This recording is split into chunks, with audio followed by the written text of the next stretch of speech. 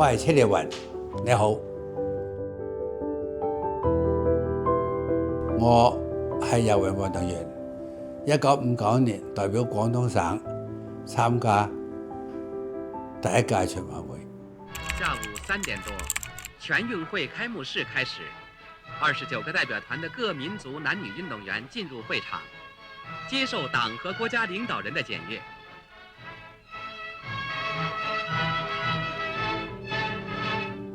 嗰陣時咧，破世紀錄嘅人唔多。最早嘅話咧，一個就係陳景開，一個咧就係路戚，一個係鄭鳳榮，一個黃強輝。我哋4個人咧喺呢個影過一個大合照，向全國發出去㗎啦。呢4個就係中國最早個破世紀錄嘅運動員。因為有呢啲咁嘅紀錄嘅話咧，國家認為時機應該係到啦，咁就搞個全運會咧，好熱鬧，全國嘅運動員都集中埋一齊啦嘛，大家都好熱鬧，都希望都有個好成績出嚟啦。當時大家都認為呢個演唱會嘅話咧，應該係辦好，而且都努力去支持，呢種力量係無形中咁嚟推過去嘅。嗰時國家嗰啲領導人咧，對運動員非常呢個熱愛，亦鼓勵佢哋去訓練。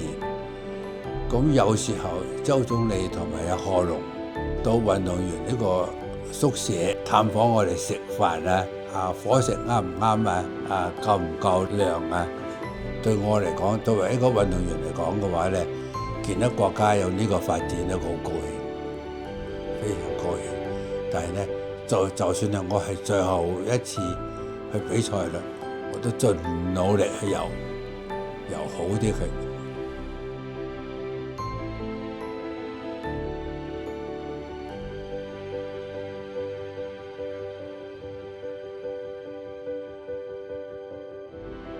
呢個容國團，佢係代表廣東省乒乓波嚟㗎嘛，幾好㗎。廣東省叫呢3個係3座豐碑。第一屆全運會就發呢個章俾我，榮譽獎章。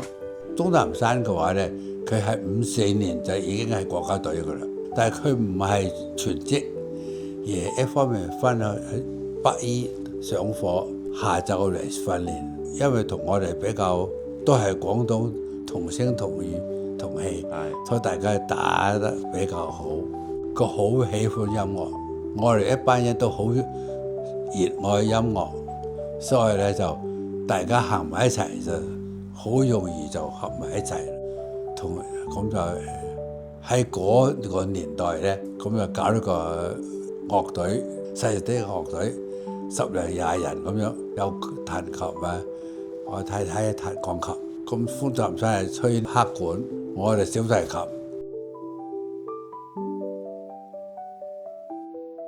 我覺得體育咧可以鍛鍊人嘅意志，鍛鍊佢毅力，而且又可以健身，即係佢個好處無盡個好處。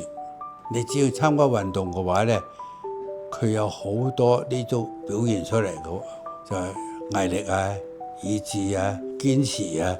人生必須嗰啲品質，你需要練出嚟㗎啦。